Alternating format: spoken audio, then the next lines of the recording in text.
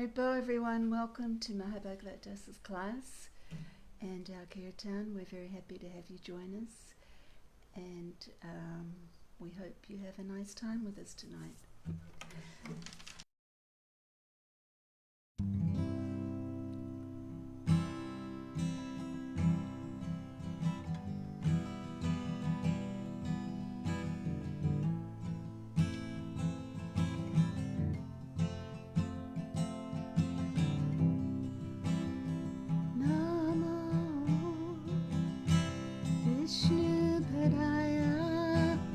Krishna Prestaya Bhutale Srimate Sada Swarupananda Paramahamsa Iti Namine. The second one.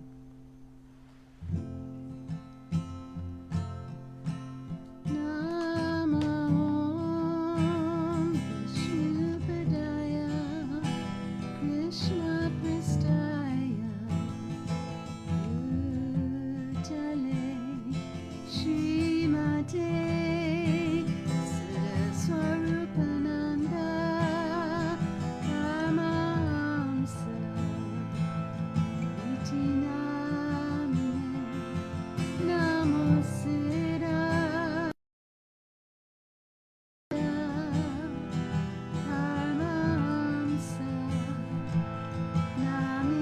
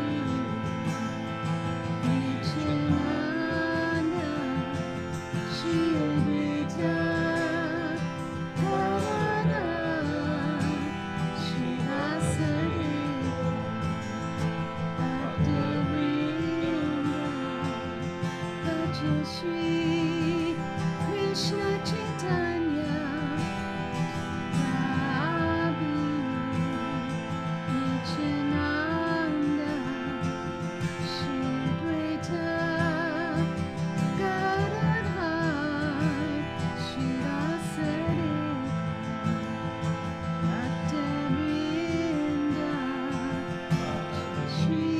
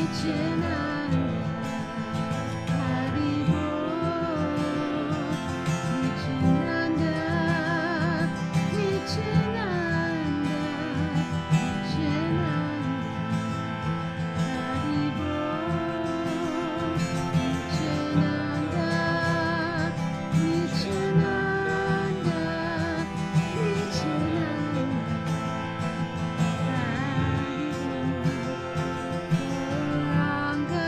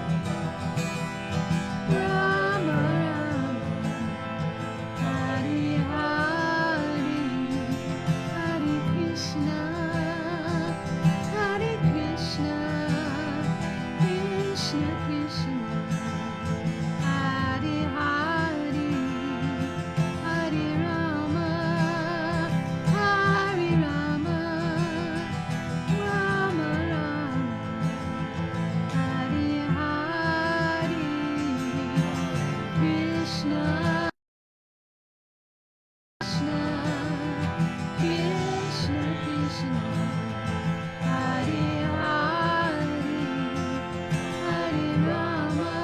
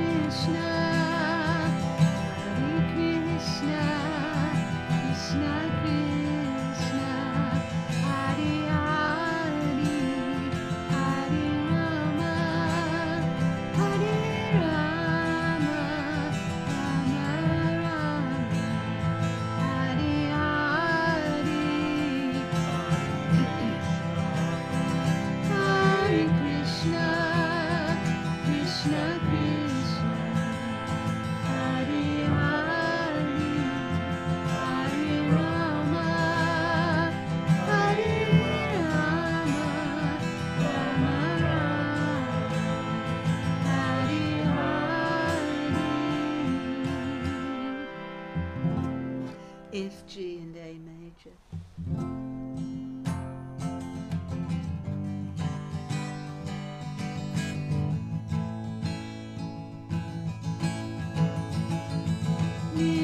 Nityananda, Nityananda, Nityananda, Hari Bol. Nityananda, Nityananda, Nityananda, Hari Bol. Gauranga, Gauranga, Gauranga, Hari Bol. Gauranga, Gauranga, Gauranga, Hari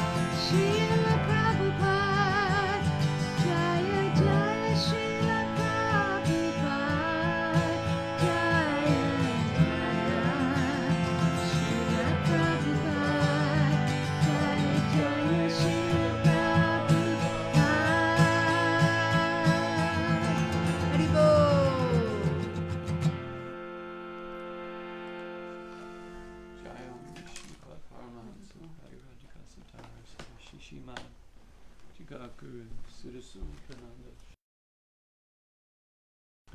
Jayam Vishnupat Paramahansa Parivrajika Satar Sata Shishimad. His Divine Grace Srila A.C. Bhaktivedanta Swami Prabhupada Ki Jai. Ananta Gauda Vaishnava Vrinda Ki Jai. Prem Se Kaho Shri Krishna Chaitanya Prabhu Nityananda Shri Advaita Gadadhar Shri Vasari Gaur Bhakta Vrinda Ki Jai. Namacharya Srila Haridas Thakor Ki Jai. Nitai Gaur's World Mission Ki Jai. Navadvita Ki Jai. Shri Shri Radha Krishna Go Gopinath Shama Kun Radha Kun Giri Govardhana Ki Jai. Vrindavan Dham Ki Jai. Mathura Dham Ki Jai. Mayapur Dham Ki Jai. Ganga Mai Ki Jai. Jamuna Mai Ki Jai. Tulsi Devi Ki Jai. Bhakti Devi Ki Jai. Samaveda Bhakta Vrinda Ki Jai. All glories to assembled devotees, Hare Krishna. All glories to assembled devotees, Hare Krishna. All glories to assembled devotees, Hare Krishna. All glories to Shri Guru and Shri Gauranga. Gaura Premanandi, Hari Hari Bol.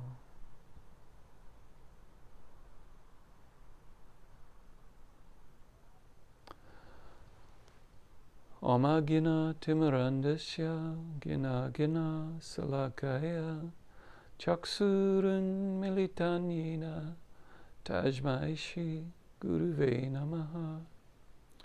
Shri Chaitanya Manobhistam Statpitam Yena Bhutale Swayam Rupa Kadamayam Tadati Swapadantekam Vandeham Shri Guru Shri Yuta Padakamalan Shri Gurun Vaishnavamscha Shri Rupam Sagrijatam Sahagana Raganatham Vitam Tam Sajevam Sadvaitam Savadutam Parijana Sahitam Krishna Chaitanya Devam Shri Radha Krishna Padan Sahagana Lalita Shri Vishakan Vitamscha.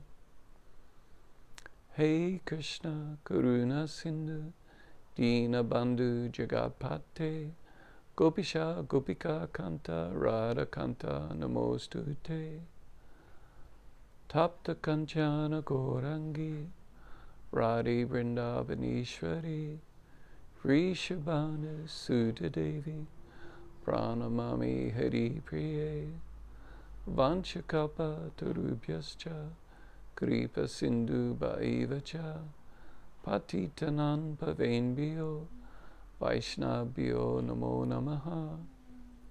Shri Krishna Chaitanya Prabhu Nityananda Shri Advaita Gadadhara Shivasadi Gaur Bhakta Vrindam. Hare Krishna Krishna Krishna Hare Hare Hare Rama Rama Rama Hare Hare.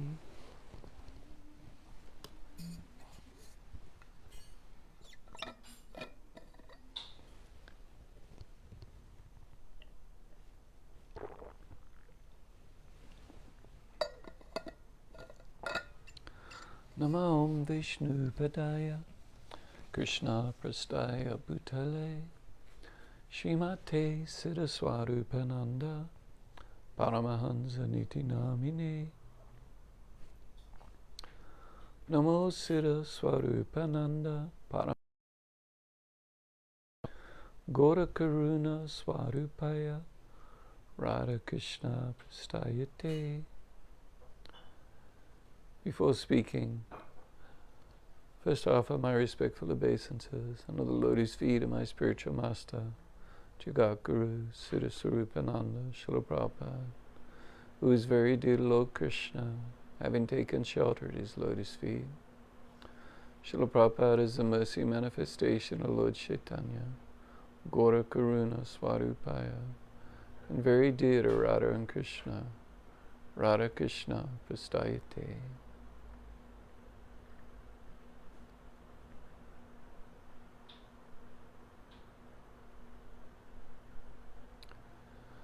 And I offer my respectful obeisances unto all the Vaishnava devotees of the Lord, who are like wish-fulfilling trees, able to fulfill all the desires of the fallen living entities, and are full of compassion upon them. Namaste, Haribol, Krishna. So we have a lot of appearance days and auspicious days over the past few days and in the coming few days. We've had the appearance day of Srila Madhva Acharya, the Gaudiya Vaishnava, not Gaudiya, the Brahma Madhva Acharya, who lends his name to the name of our Sampradaya, the Brahma Madhva Gaudiya Sampradaya. So Madhva Acharya, the disciple of Srila Vyasadeva, went to the Himalayas and Badarikashrama and became the disciple of Srila Vyasadeva. And is one of the commentators on the Bhagavad Gita, whose commentary we study as we discuss these Bhagavad Gita classes. His appearance day was followed by Srila Ramanuja Acharya's appearance day, and he is the illustrious Acharya of the Sri Sampradaya, the worshippers of Shri Lakshmi Narayana, also occasionally Shri Rama Sita or Sita Rama. And today, of course, is an auspicious Ekadasi or Ekadasi, and tomorrow is the appearance day of Lord Varaha, the boar incarnation of Krishna, who saves the Vedas and also killed Hiranyaksha, causing Hiranyakashipu to become very angry, and and declaring Lord Vishnu. And of course Wednesday is Lord Nityananda's appearance day. Lord Nityananda being the incarnation of Lord Balaram, non-different from Lord Balaram, and being Lord Chaitanya's, Krishna's first expansion, and always appearing in incarnations with Lord Krishna. So on Wednesday, I'll be giving a talk on Congregational Kirtan's Yoga Facebook page, and through Zoom on the appearance day of Lord Nityananda. I think it's at 7:30 p.m. Hawaii time on Wednesday, which in the Philippines will be on Thursday at I guess 1:30 p.m. So anyway, please join us for that. So anyway, so a very auspicious time, and so we can consider ourselves most fortunate to be showered with mercy from the Vaishnava Acharyas and the incarnations of Krishna.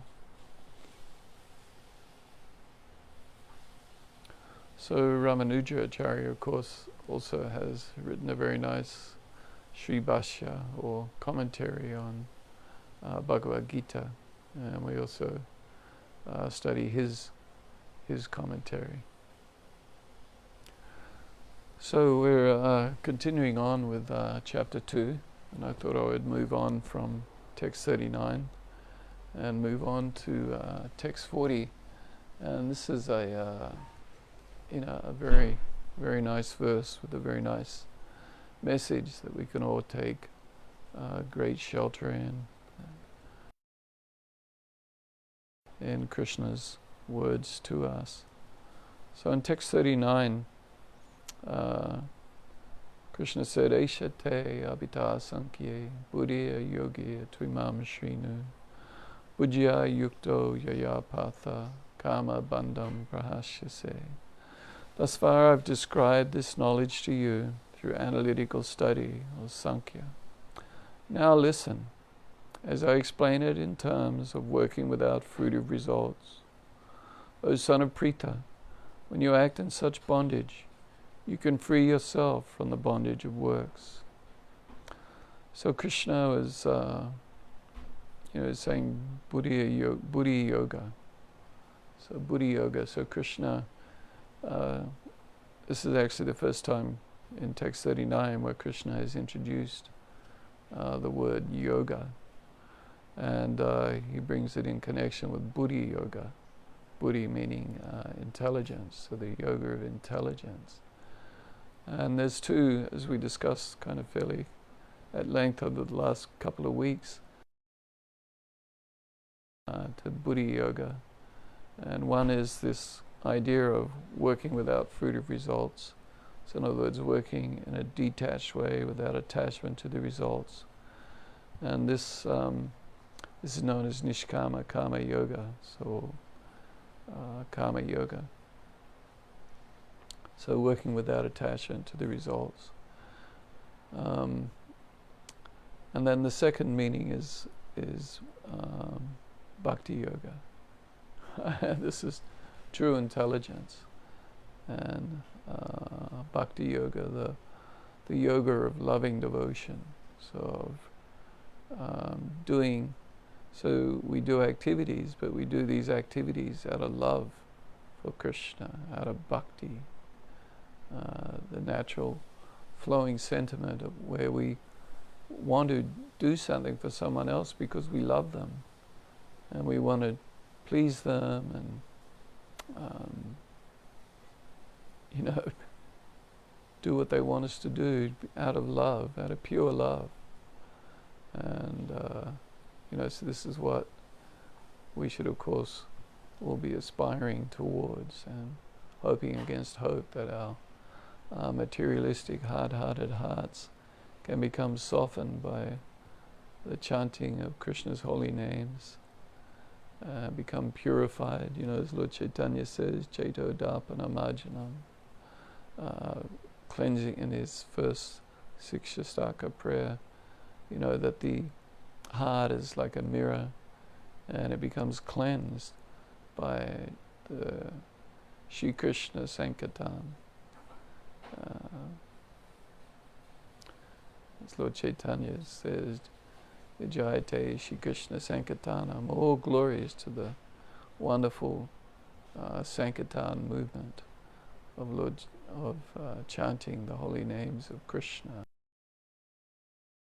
All the dust accumulated for lifetimes and extinguishes the blazing fire of material existence. Mahadavagni Navapanam. And Shreyas is all auspicious. Chandrikam, so spreads the moon-like rays of the moon upon us. Moonlight rays of auspiciousness. So anyway, so bhakti yoga. So as we engage in the process of sadhana bhakti or bhakti yoga in practice, our hearts become purified and pure love for Krishna awakens. So through the mercy of our spiritual master and Krishna, we are introduced to this process. We're given the bhakti lata bija, or the seed of the creeper of devotion. And if we carefully water this plant through the process of hearing and chanting and through association with the devotees, then this very carefully fence off around the creeper of devotion, this very small little creeper that grows from a little seed, the bhakti lata bija. The bija is seed. So the creeper of devotion grows from this bhakti lata bija. And we have to not only water it, we have to water it with the hearing and chanting of Krishna's holy names and taking the association of devotees. We have to also put a strong fence around it to keep out the mad elephant the mad elephant offense of becoming critical or offensive towards the Vaishnavas, and in particular, and especially becoming the offense of Guru Ninda or criticism or blasphemy of the pure devotee of Krishna. And additionally, we need to, of course, maintain the garden, not only water it, but we also need to pluck the weeds to ensure that the weeds don't suffocate the creeper devotion. So this Buddhi Yoga, Srila Bhaktivedanta Swami Prabhupada and Srila Bhaktivedanta Swami Prabhupada, following Srila Vishwanath Chakravarti Thakur's commentary, as of some of the other acharyas, make clear that in these verses, text 39 to through to text 46, when Krishna is, and 45, when Krishna is referring to Buddhi Yoga, he's really referring to Bhakti Yoga. And Srila Vishwanath Chakravarti Thakur makes the point that Kama Yoga, without love for Krishna, is just, it's really, it's almost valueless. It has value, but it is still within this material world, because Kama Yoga is influenced by the mode of passion. Mode of passion. Just as Jnana Yoga is influenced by the mode of goodness. And so it is still within this material dimension. Whereas Bhakti Yoga is completely transcendental. So love for Krishna is completely transcendental. So, text 40, Krishna says, Naha Bikrama Nasho Ashti Pratyava Votyo Na Vidyate Swapa Mapyasya Dhamasya Trayate Mahato Vyat. Neha Bikrama Naso Ashti Pratyavo Ya Na Vidyate Swapa Mapasya Dhamasya Trayate Mahato Bhayat. In this endeavor, there is no loss or diminution, and a little advancement on this path can protect one from the most dangerous type of fear. In this endeavor, there is no loss or diminution, and a little advancement on this path can protect one from the most dangerous type of fear.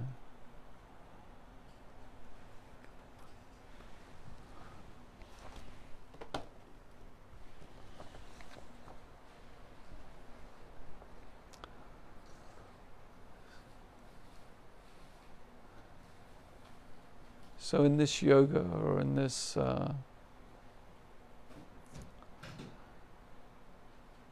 dhamasya or occupation, engaging in this endeavor of the process of Buddhi Yoga, there is no loss or diminution, and a little advancement on this path can protect one from the most dangerous type of fear. So, bhayat means danger or fear. And so what is this danger or fear that Buddhi Yoga or Bhakti Yoga can actually protect us from? So the biggest danger that we all face, and the biggest fear that we should have, is, we're on this wheel of samsara, which Krishna referred to in the previous verses, Kama Bandham. Kama Bandham, Bandha. So our actions that we engage in, karma, it binds us to this material world. So bandha is binding or connections. It's like, it's all on a subtle level, of course. because it is the spirit soul encaged within the subtle body that is bound up in this world by our karma, or our actions, and our needing to receive the reactions of our karma, the reactions of our actions. And also karma includes desires and emotions and thoughts and feelings, and so all our desires are centered around this material existence that we're having while we're in the particular material body that we have. And as is explained throughout different places within the Bhagavatam, Srimad Bhagavatam, the kind of knotting place, like where we're knotted to this world, is really caused by sex desire, the desire for relationship generally speaking, with a member of the opposite sex, the desire to have physical union and mental union, relationship. And this is what really knots us or binds us to this material world, and it becomes this root desire to enjoy relationships and sexual relationships, which then gives rise to all the other desires that come from it, from this relationship. One gets, once we get into a relationship and get married, then children come, and then from children comes grandchildren, and and the need for a job, and the need for things like cars and furniture, and then friendships, relationships, community,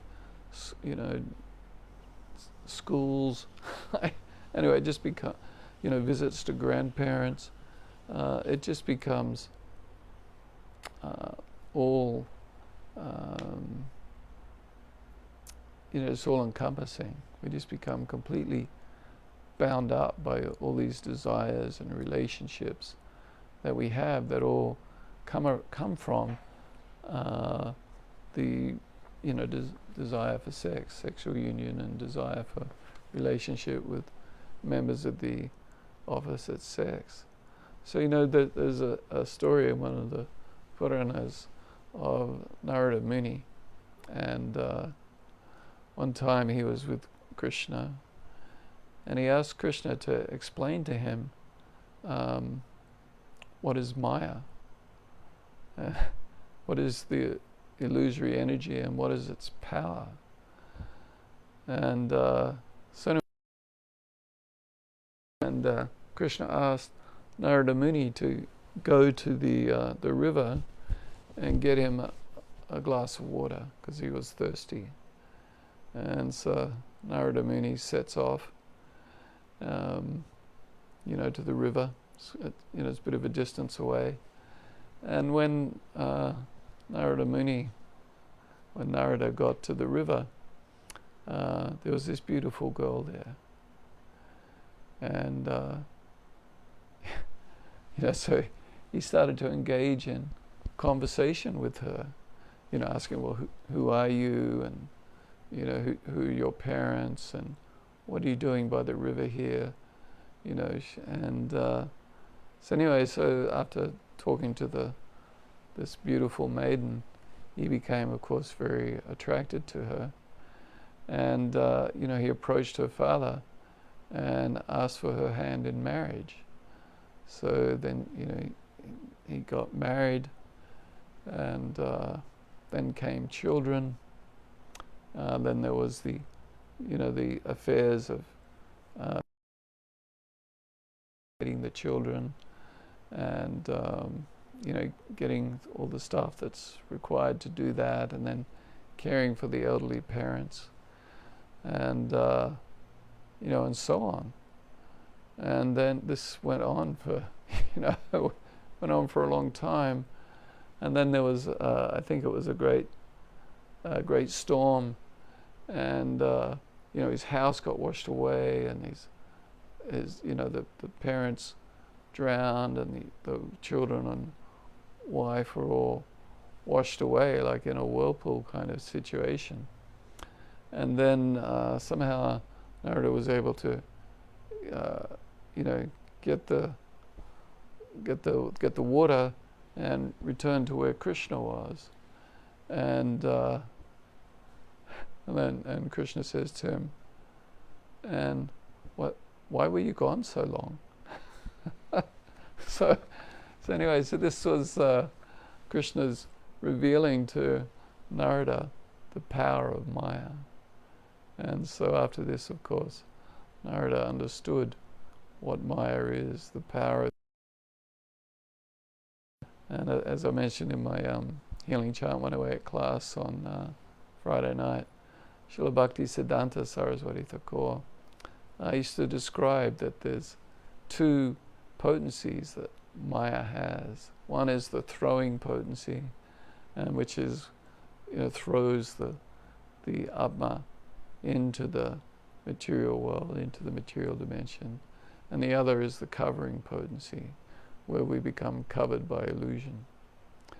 And so this is the power of Maya. We make our whole life based around these relationships that are going to get sucked down the whirlpool of time.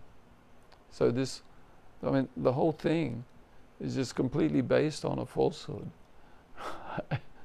on the idea that I am this body, but I'm not this body. This body is not me. This body is temporary, but I am eternal. And the relationship I have with my spouse or my children or my grandchildren and my parents and my grandparents, it's all completely temporary. And it's all false. I'm not actually relating on the real platform of spiritual relationship. I'm just relating to them in context of who they are in this material world. We're relating to them on the basis of the body. And so their bodies are going to be destroyed. They're completely temporary. My body is going to be destroyed. It's completely temporary. And it's all going to go down the whirlpool of time, or another example would be down the toilet of time, as it all just disappears. As Prabhupada says in one of his songs off the This World, Another World album. It's like it's all just a fading, passing show. This whole material existence is just a fading, passing show. But while we're watching the show and participating in the show, we think it's everything. We base everything upon it. And so for a spiritualist,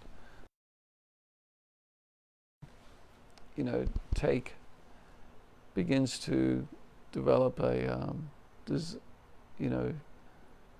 desire to find out, well, what is really the purpose of life?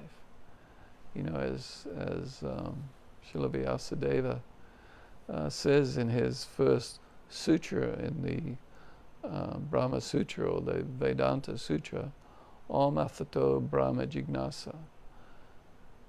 Om Athato is now, Brahma, absolute truth, Jignasa, inquiry. Now is the time to inquire into the absolute truth. So of course, as we begin, now is the time, because you're in the human form of life. There's no guarantees of continuing to receive the human form of life. One may evolve up or evolve down through the species according to one's karma or activities. And so one who begins to acquire a little bit of spiritual knowledge and begins to get some understanding and appreciation that I'm not this body. And so we can, in this instance in the Bhagavad Gita, it's like, Krishna has, as he called, explained Sankhya, that Arjuna is not the body. Right? He's given Arjuna some spiritual knowledge or jnana, that he's not the body, that he's eternal, that the body is asat, but Arjuna himself is sat. The deha is the body, but he is the dehi, the inhabitant of the body. And Krishna has explained in many different ways, as we explored over about at least 6 months or more, that Arjuna is not the body, right? That he's eternal, and that just as he passes in this body from Kalmaram, Yavanam, Jara, from boyhood to youth to old age, that similarly, at the time of death, he passes to another body. And this is not to be, it's not the dhira is tatva namuyate, the dhiras, the sober-minded people, are not disturbed by this. This is chapter 2, text 13. So the dhiras, or the sober people, and in text 11, Krishna refers to the pandits, the learned people, they're not affected by this. So Krishna has described from chapter 2 text this sankhya or jnana, this knowledge that you're not the body, that you're spiritual in essence. Okay, so now when so now we've come to that point, right? In our progression through Bhagavad Gita, now we've understood it. Now we can have that intellectual knowledge, but we don't know. Okay, well that's very nice, but now what? Now what do I do? What's the next step? How do I? If I'm eternal, but I keep going through this cycle of birth and death, samsara, and I'm bound up by karma bandham, by my activities, then it becomes fearful. We can begin to appreciate, well, what am I doing on this wheel of birth and death? What am I doing on this endless birth, diseases, old age, death, birth, diseases, old age, death, birth, diseases, old age, death. And every time I'm getting so attached to the people that I'm in relationship with, I'm experiencing so much pain and suffering, miseries caused by my body and mind, Adhyatmika, miseries caused by other living entities, Adhibautika, and miseries caused by the demigods, Adhidaivika, which is the natural and also social forces, all these different miseries and that I suffer from. And I won't go into all these different miseries. That's perhaps a class directed more towards newer people. But we're experiencing all these miseries. It's like when Srila Sanatana Goswami first approached Lord Chaitanya. He asked Lord Chaitanya to explain, who am I? What is the purpose of life? And why am I suffering? Because this world is a suffering place. It's predominantly a place of suffering. Of course, there is some, nice aspects to it, and it's not just all never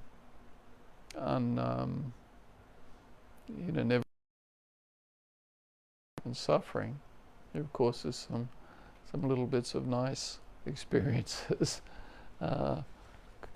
in it, But overall, this world is a place of suffering. Krishna describes it in chapter 9, text 33 as anicca ma sukham lokam. This anicca is temporary, asukha, unhappy, loka, world. Krishna also describes it as macha loka, the place of death. So anyway, so Arjuna's at the point where he's understanding he's spiritual in essence, that he's not this body, and he's also understanding that this body is asat, temporary, and so everything in connection with it is asat. So then the fear should arise within us. Well, okay, now if I understand that, well, what's to stop me from continuing on this never-ending cycle of samsara, of this wheel of birth and death? And so this is actually the worst kind of fear. And it's not only a fear about, well, what is it that, that I'm going to... We should also be fearful of whether I'm, what is that next birth going to be? Not only just the next one, but the next, however many number of births, what they will be like, and what I will experience, and how I will suffer in these future births. And bearing in mind, of course, that there's no guarantee of always having a human form of life. We can continue in all kinds of forms of life according to our desires and our karma. We take on a particular body according to what we want and according to what we deserve. And we actually create it through our desires and thoughts and feelings and attachments. So our worst kind of fear or danger is that, I'm going to take birth as a dog or a cat or a cockroach or a, whatever it may be, and, experience suffering. Of course, we're sort of thinking, oh yeah, well look, we live in America or wherever. Life's pretty good. Reasonably wealthy countries. Most people kind of do okay. But of course we might take birth in a family where our parents abandon us. Or maybe our father beats us. Or maybe our father or mother or whoever sexually abuses us. Maybe they're poor and they have to send us out to work. When I'm just a kid, maybe I don't get an education. Maybe I'm born in a deformed body. So all of these situations occur according to our karma and our desires. And so this is bhayat. This is danger. This world is a place of danger. In Lord Brahma's prayers to Lord Krishna, after he'd stolen the cowherd boys and the cows and placed them in a cave and put them into a mystic slumber for just a moment of his time, but for a year of Vrindavan time,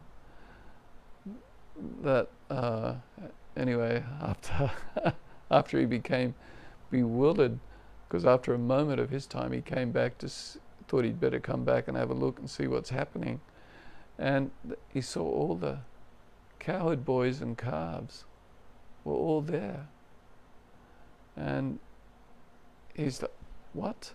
In the cave, I put them in a cave and I put a big rock in front of the cave, but no, there they are. And then as his head is spinning, he then begins to see each of them turn into a Vishnu form, an expansion of Lord Vishnu. And he also saw Krishna's wonderful power, so he became completely overwhelmed. And anyway, in his prayers to Krishna, after this incident, he in one of his, this is in the 14th chapter of the Srimad Bhagavatam of Canto 10, he then says, yam padam padam yam vipadam, I think is the words, padam padam. At each step, this world is a place of danger. So at each step is danger. You know, like every time you go out in your car,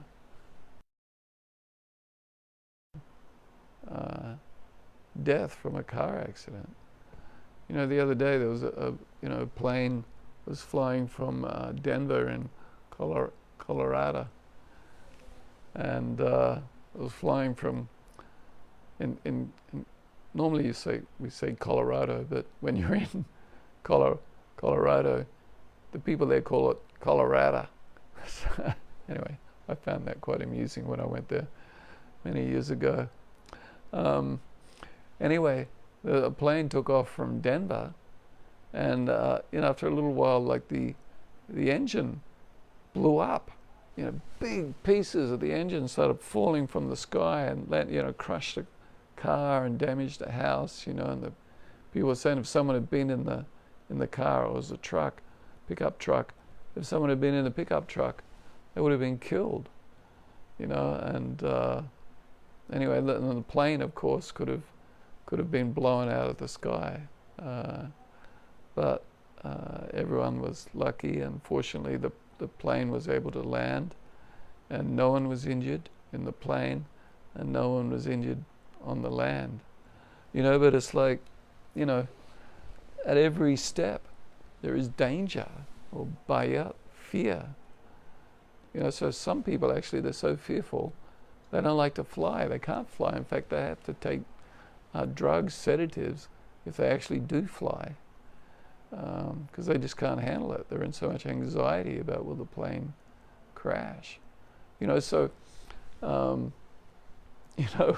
we're in anxiety about the plane crashing, right? But we should actually, if we have any intelligence, we should actually be about the danger that happens when this body, and this body, like a nice analogy I've read is about, you know, this whole body, it's actually like taking a plane trip, right? You know, you're going on a flight somewhere, right? So you get yourself to the airport, you get on the plane, and you fly to your destination. So this lifespan is like a plane flight. You know, you get on the plane, right? You take birth, and you know, according to your past karma and activity and desires, and then you fly, and this is like your life, and you're able to exercise your free will and do things on the plane. Will I go and sit down in the chair, or will I go up to the place where the air hostesses or stewards are and get myself a drink? You know, and now that they all come with entertainment screens, right? And okay, well, will I watch this movie or that movie, or will I play computer games, or will I just listen to music, or will I just sleep? These options of what to do while we're on the flight, and according to what we do on the flight, it can affect our next. You know, what we do in this life affects our next life, what kind of body I will get. And, you know, and then when the plane lands, this is like death. I die and leave this body. My existence in this body is finished. And so we're fearful when we get on a plane about will it crash. But for some reason, we're not intelligent enough to actually to appreciate the danger that we're facing as in this body as to what our next body will be. You know, so we should actually be fearful about that. But what Krishna says, which is very nice and we should take great shelter in, is that even a little advancement on the path of Buddhi Yoga, Bhakti Yoga, can protect one from the most dangerous type of fear. So by engaging in the process of Bhakti Yoga, we can assure ourselves at least of a human form of life. And Bhaktivedanta Swami Prabhupada comments in his commentary or his purport that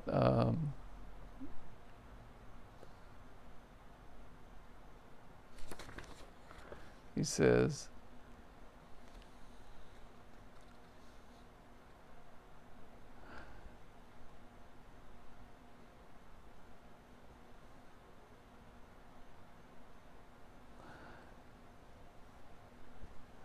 work in Krishna consciousness carries a person again to Krishna consciousness, even after the loss of the body.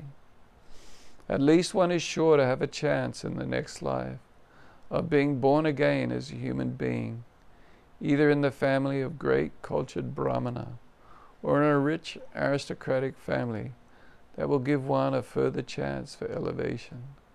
That is the unique quality of work done in Krishna consciousness. And of course this is referring to Bhagavad Gita, chapter 6, text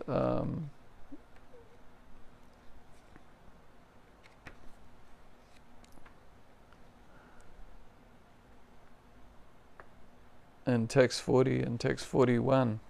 The Supreme Personality of Godhead, Sri Bhagavan Nuvacha, said, O son of Pritha, a transcendentalist engaged in auspicious activities does not meet with destruction, either in this world or in the spiritual world. One who does good, my friend, is never overcome by evil. The unsuccessful yogi, after many, many years of enjoyment on the planets of the pious living entities, is born into a family of righteous people, or into a family of rich aristocracy. Or, if unsuccessful after long practice of yoga, he takes his birth in a family of transcendentalists, who are certainly great in wisdom. Certainly such a birth is rare in this world. On taking such a birth, he revives the divine consciousness of his previous life, and he again tries to make further progress in order to achieve complete success, O son of Kuru. By virtue of the divine consciousness of his previous life, he automatically becomes attracted to the yogic principles, even without seeking them. Such an inquisitive transcendentalist stands always above the ritualistic principles of the scriptures. So engaging in bhakti yoga protects us from the worst kind of fear. And of course the other main point here that Krishna is making is that in this endeavor there is no loss or diminution. So usually if you engage in an activity, and an example being given here by the different acharyas in their commentaries, is that normally if you plant a seed in the ground, right, and then you're a farmer and you're planting seeds, and then you have to water the plant, you have to weed it, and so on, and then it will grow up into a healthy plant, providing there isn't some drought or some natural disturbance or disaster, and then you'll be able to harvest it. So in other words, you'll get the fruit of your labors, right? But if you stop halfway through, right, if you just plant the seed but then don't water it, well then you won't get the result, right? So a material activity, to be successful, you have to see it all the way through, right? You have to plant the seed, water it, weed it, maintain it, and so on and so forth, and then harvest it. And so if you engage in any kind of materialistic activity, you have to see it through to get the gain. And so if you stop halfway through, it's considered that, it's like a loss. Oh, you just wasted your time. What a waste of time, doing all that work, but you didn't complete it. But with Bhakti Yoga, there is no loss. Right? If you begin on the path of Bhakti Yoga, but don't complete it, well, there is no loss. As Bhaktivedanta Swami Prabhupada says in his commentary, if you make 1% progress, then in the next life, you take off from that same point. Or actually he says 2%, so he even gives you a little bit of gain. So it's not lost. Whatever progress you make on this path of Bhakti Yoga, it's not lost. And we see this, of course, with children born in families of devotees. They're naturally attracted to Krishna. So they're like picking up from the point where they were in their past life.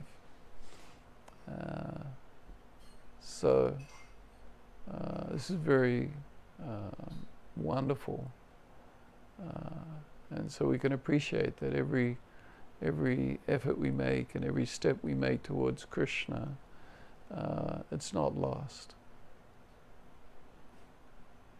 For some reason we're unable to complete our journey to Krishna in this particular life, well, then we take off from that same point in the next life. So there is no loss.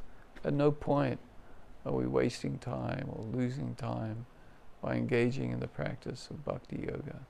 And at the same time, it's protecting us from the worst kind of fear of taking birth in the animal form of life. So anyway, thank you very much. Hopefully we'll see you on Wednesday night on Lord Nityananda's appearance day. So thank you very much. Hari Bol.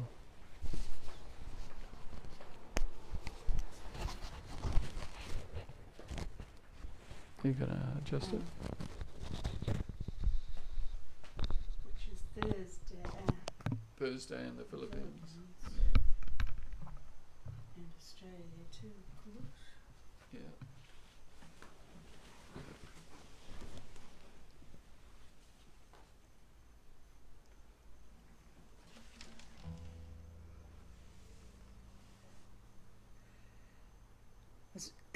Thinking you probably should have sent a message to everyone in the group notifying them of those Facebook changes, because maybe people didn't come because they didn't get the notification. Right? Maybe. Well, I don't know, everyone knows it's on. Hare Krishna, Hare Krishna, Krishna Krishna, Hare Hare, Hare Rama, Hare Rama, Rama Rama, Hare Hare, Hare Krishna, Hare Krishna, Krishna Krishna, Hare Hare, Hare Rama, Hare